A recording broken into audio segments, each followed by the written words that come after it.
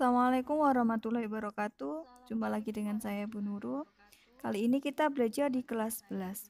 Sebelumnya saya ucapkan selamat atas kenaikan kelasnya. Semoga tetap semangat belajar.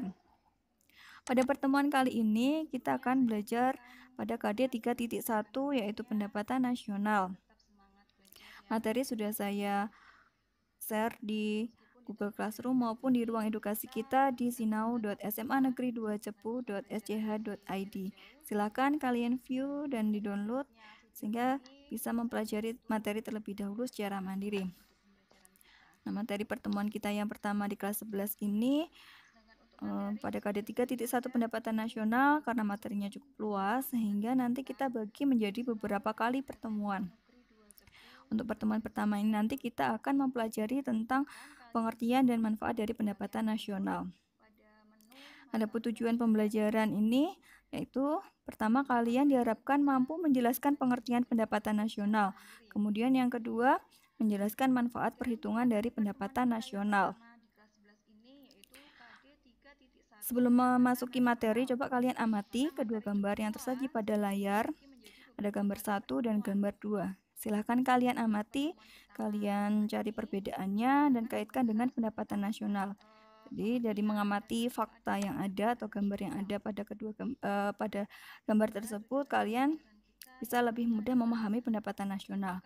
Nah, setelah itu silahkan tuliskan pendapat positif kalian terkait dengan pendapatan nasional.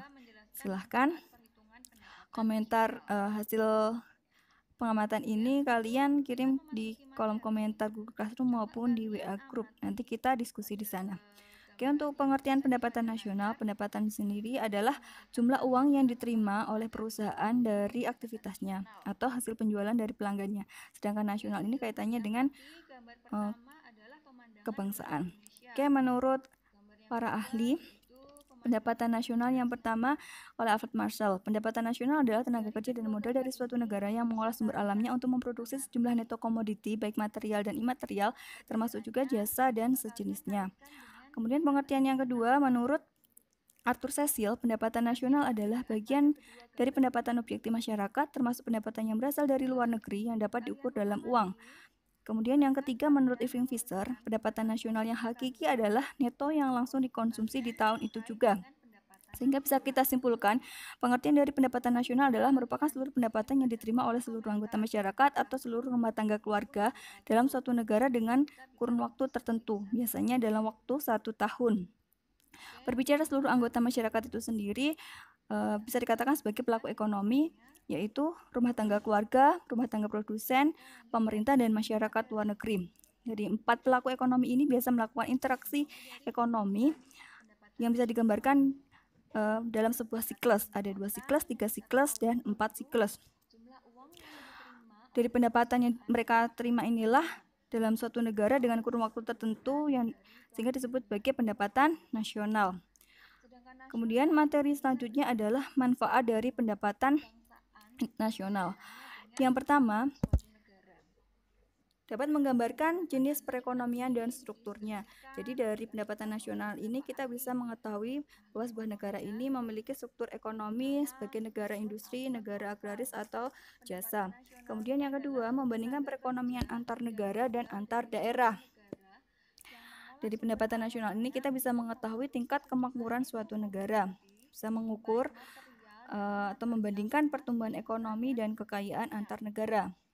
Kemudian bisa mengevaluasi kinerja perekonomian dalam skala tertentu, kemudian sebagai indikator perbandingan kinerja ekonomi antar negara, sebagai indikator kualitas hidup suatu negara, dan juga sebagai indikator perbandingan kualitas standar hidup satu negara dengan negara lainnya. Kemudian manfaat yang ketiga yaitu membandingkan data pendapatan dari waktu ke waktu. Jadi dari pendapatan nasional ini bisa kita lihat atau bisa kita bandingkan perekonomian negara A misalnya mengalami kenaikan atau penurunan atau masih tetap sama. Kemudian yang keempat, membantu pemerintah merumuskan kebijakan di bidang ekonomi. Jadi pendapatan nasional ini bisa memberikan gambaran sehingga memudahkan pemerintah dalam menentukan kebijakan khususnya di bidang ekonomi. Demikian pengertian dari pendapatan nasional dan manfaat dari pendapatan nasional.